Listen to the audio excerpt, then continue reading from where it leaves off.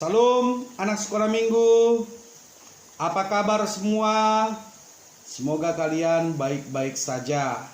Kita sudah 4 minggu beribadah di rumah, tetapi itu tidak mengurangi semangat kita. Karena itu tetap semangat, kita berdoa semoga semua ini cepat berlalu. Sekarang kita akan mendengarkan firman Tuhan. Sebelum kita mendengarkan firman Tuhan, Amang mengajak kita untuk berdoa. Mari kita berdoa. Tuhan Yesus, pada saat ini kami mau mendengarkan firman-Mu. Bukalah hati dan pikiran kami agar kami mengerti kehendak-Mu. Ampuni kami atas segala dosa-dosa kami. Kami berdoa di dalam nama Yesus Kristus, Tuhan dan Juru Selamat kami. Amin. Anak-anak sekolah minggu, mari kita buka Alkitab kita dari Injil Matius, pasalnya yang ke-13, ayatnya yang ke-3 sampai dengan yang ke-9. Kita baca sama-sama ya, seperti biasa. 1, 2, 3, ya. Dan ia mengucapkan banyak hal dalam perumpamaan kepada mereka, katanya, adalah seorang penabur keluar untuk menabur. Pada waktu ia menabur, sebagian benih itu jatuh di pinggir jalan. Lalu datanglah burung dan memakannya sampai habis. Sebagian jatuh di tanah yang berbatu-batu, yang tidak banyak tanahnya. Lalu benih itu pun segera tumbuh, karena tanahnya tipis. Tetapi sesudah matahari terbit, layulah ia dan menjadi kering, karena tidak berakar. Sebagian lagi jatuh di tengah semak duri, Lalu makin besarlah semak itu dan menghimpitnya sampai mati. Dan sebagian jatuh di tanah yang baik, lalu berbuah, ada yang 100 kali lipat, ada yang 60 kali lipat, ada yang 30 kali lipat. Siapa bertelinga, hendaklah ia mendengar. Demikian firman Tuhan. Sebelum Amang bercerita, anak-anak sekolah minggu mau kan menonton film ini? Sebentar saja. Ya, kalau mau, maka kita akan menonton dan menyimaknya baik-baik. Setuju? Setuju. Mari kita tonton film ini.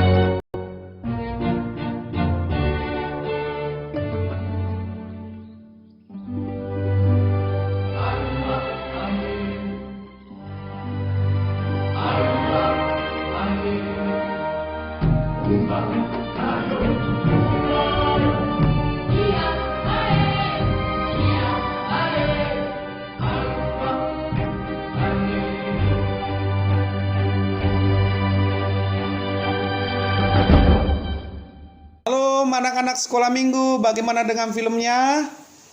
Iya, itu adalah film animasi tentang seorang penabur ya.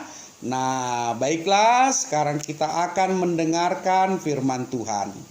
Tuhan Yesus memberitakan kerajaan Allah supaya dapat dimengerti oleh orang yang mendengarnya menggunakan perumpamaan. Nah, Tuhan Yesus mengumpamakan seorang penabur. Seorang penabur ini diumpamakan adalah Allah, dan benih yang ditaburkannya adalah Injil atau firman Allah yang diberitakan, dan tempat atau lahan jatuhnya benih itu adalah kiasan dari hati orang yang menerima Injil yang ditabur. Nah, benih yang ditaburkan itu yang pertama jatuh di pinggir jalan. Lalu datanglah burung dan memakannya sampai habis. Maksudnya bahwa ada orang yang mendengarkan firman Tuhan tetapi tidak mendengar dengan sungguh-sungguh atau dia pura-pura dengar, atau bahkan masuk telinga kanan, keluar pula dari telinga kiri, sehingga firman itu sia-sia atau tidak sempat bertumbuh di dalam hatinya dan pikiran orang yang mendengarnya. Nah, yang kedua, benih yang jatuh di tanah yang berbatu. Kiasan dari orang yang mau mendengar firman Tuhan, kemudian dia langsung gembira, tetapi dia tidak peka. Dia hanya senang mendengar, tetapi tidak menerima firman itu untuk dirinya. Dia senang mendengar bukan karena dia sadar akan dosanya, tetapi karena baginya firman itu untuk orang lain. Dia mendengar hanya karena suka, senang, tetapi tidak dihayati. Jadi sama saja firman yang didengarnya tidak menghasilkan apa-apa. Jadi firman itu menjadi sia-sia. Yang ketiga, benih yang jatuh di tengah semak berduri. Ini adalah kiasan dari orang yang mendengar firman Tuhan, tetapi saat yang sama dia khawatir, dia ketakutan. Dia hanya mau dan ingin mendengarkan firman Tuhan kalau itu cocok dan enak didengar. Nah, ini hanya untuk memuaskan perasaannya saja, namun dia tidak sungguh-sungguh menginginkan atau melakukan firman itu. Mau mendengar firman Tuhan, tetapi dia gampang dipengaruhi oleh sekitarnya dan perasaannya. Dia mau mendengar firman Tuhan, tetapi dia lebih memilih apa kata orang, bukan apa kata firman Tuhan.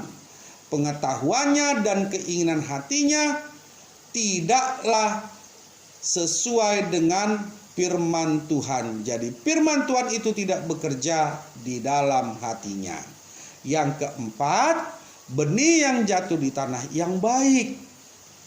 Inilah yang diharapkan oleh Tuhan Yesus, bahwa firman itu akan berbuah, firman itu akan bekerja, firman itu akan memberi hasil yang baik jika hatimu dipenuhi damai sejahtera Allah. Jadi, jika hatimu adalah tempat untuk pertumbuhan Injil atau firman Tuhan, maka firman itulah yang menggerakkan, menuntun, mengarahkanmu untuk melakukan segala perbuatan yang baik, dan pasti hanya akan banyak. Nah, adik-adik, kita telah mendengar arti dan perempuan di atas. Sekarang, benih yang tumbuh, di manakah yang akan berbuah? Ayo. Nah, yang kedua, apakah yang dimaksud dengan tanah yang baik itu? Yang ketiga, maukah kamu mendengar dan melakukan firman Tuhan? Anak-anak sekolah minggu harus mau mendengarkan dan melakukan firman Tuhan supaya hidupnya diberkati. Amin. Kita berdoa. Terima kasih Tuhan, kami telah mendengarkan firman-Mu. Berkati firman-Mu agar bertumbuh di dalam hati kami seperti tanah yang subur. Di dalam nama Tuhan Yesus Kristus kami berdoa. Amin.